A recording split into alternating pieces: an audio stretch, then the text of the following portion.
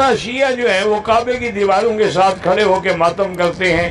بہرحال چونکہ وہ شیعہ ہیں، ان کے نزدیک تو ماتم بھی عبادت ہے، حالانکہ اللہ کے نبی نے لعنت بھیجی ہے کہ من لبس السودا وضرب الاخدودا، جو کپڑے سیاہ پہنے اور چہرے پہ تھپڑ مارے، وہ شکل جیوبا، کپڑے پھاڑ ڈالے، سر پہ مٹی ڈالے، فرمایا لیس منا، اس کا میری سنت سے، میری جماعت سے کوئی تعلق نہیں۔ شیعہ اپنا کلمہ الگ الگ زور زور سے پڑھتے ہیں، ان کو اپنے مذہب کا فکر ہے، تمہیں فکر نہیں، تم صحیح کلمہ زور زور سے پڑھا کرو۔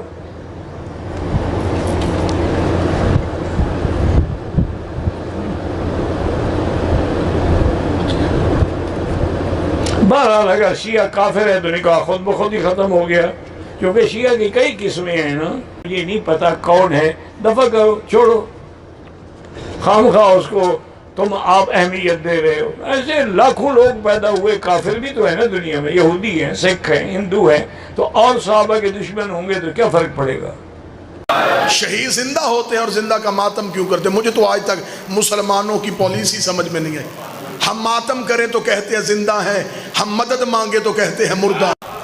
اگر ہم کہیں گے یہ زندہ ہیں تو پھر کہتے ہیں کہ نہیں جی مدد مانگتے ہو، یہ تو مردہ ہے۔ خدا نے چھٹا پارا شروع یہاں سے کیا ہے، نہیں پسند کرتا اللہ اونچی آواز پہ رونا، مگر جہاں ظلم ہو وہاں اجازت۔ اگر تجھے زندہ کے ماتم کی اتنی تکلیف ہے، یعقوب کو پتا تھا کہ یوسف زندہ ہے، نبی تھا، جانتا تھا بیٹا زندہ ہے، پھر بھی 40 سال رویا، صرف یہ سمجھانے کے لیے کہ مظلوم کو رویا جا سکتا ہے۔ آج ہمیں بندے کہتے ہیں علم سے شفا کیسے مانگ لیتے ہو، کپڑا شفا کیسے دیتا ہے، کاش تو نے قرآن پڑھا ہوتا۔ اللہ نے یعقوب کو یوسف کے کرتے سے شفا دی تھی۔ لاکھوں دلائل، ہزاروں دلائل، جناب سارا کا چہرے پہ پیٹنا قرآن سے ثابت ہے۔ اگر کوئی بندہ کہے کہ نہیں یہ تو پچھلے نبیوں کی بات ہے، ہمارے نبی کے دور میں تو ایسا کچھ ہوا ہی نہیں، تو چلے پھر میں حوالہ لکھوا دیتا ہوں۔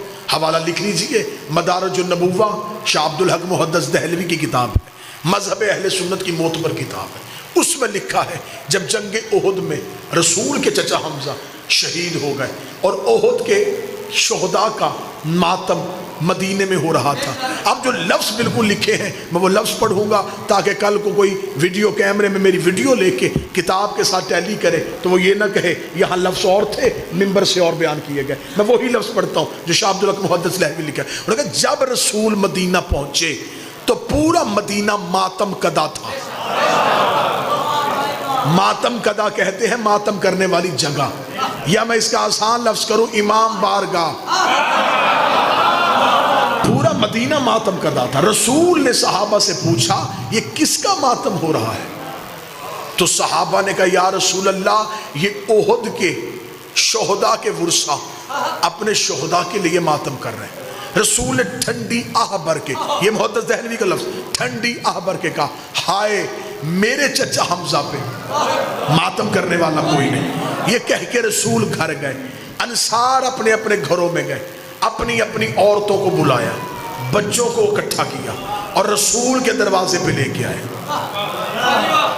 میں جملے پڑھ رہا ہوں مدارج النبوہ سے۔ انصار صحابہ اپنی عورتوں کو لے کے رسول کے دروازے پہ آئے، پہلی ماتمی سنگت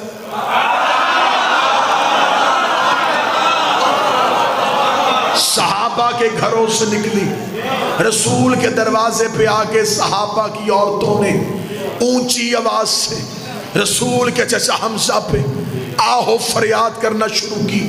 محدث دہلوی کہتے رسول اندر تھے، رسول نے پوچھا یہ میرے دروازے پہ کون رو رہا ہے؟ بتایا گیا یا رسول اللہ یہ انصار کی عورتیں اپنے گھروں کو چھوڑ کے آپ کے چچا حمزہ کا ماتم کرنے کے لیے آئی ہیں۔ جملے محدث کے نہ ہو میں گردن کا لہو دوں گا۔ شاہ عبدالحق کہتا ہے رسول نے مصلی پہ دعا کی ہاتھ بلند کر کہا میرے اللہ جو میرے چچا کو رونے کے لیے انہیں بھی بخش دے، ان کی اولاد کو بھی بخش دے، ان کی اولاد کو بھی بخش دے، انہیں بھی بخش، ان کی اولاد کو بھی بخش، ان کی اولاد کو بخش۔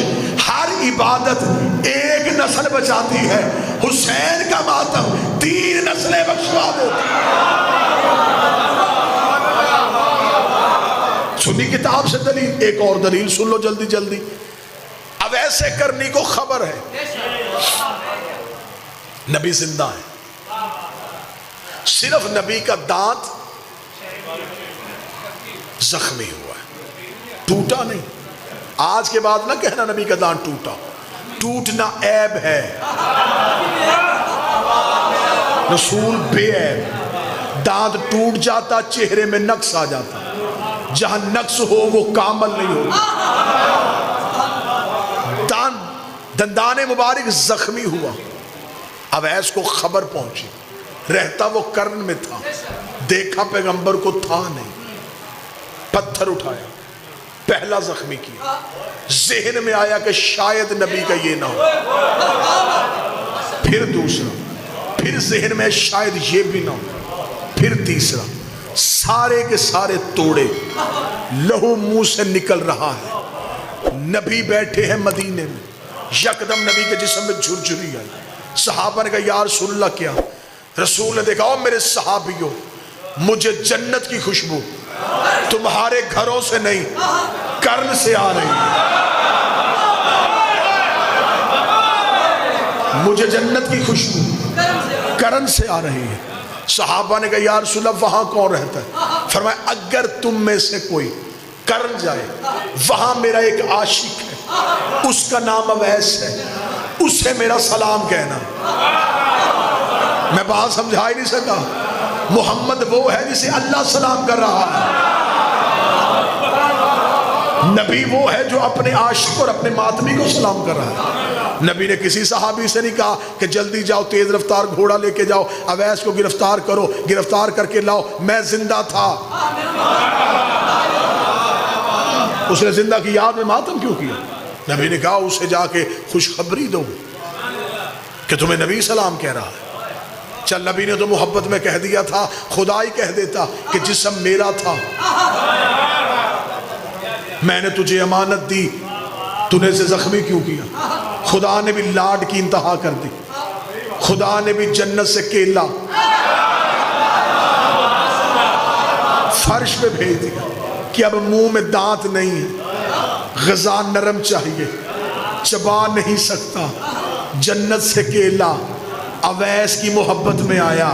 پھر تو مولوی کو مان لینا چاہیے نا، عشق میں ماتم کرو، لنگر کے انتظام خدا کرتا ہے۔ ماتم کے لیے ایک نہیں 1000 دلائل کے انبار لگائے جا سکتے ہیں، لیکن جس نے نہیں کرنا،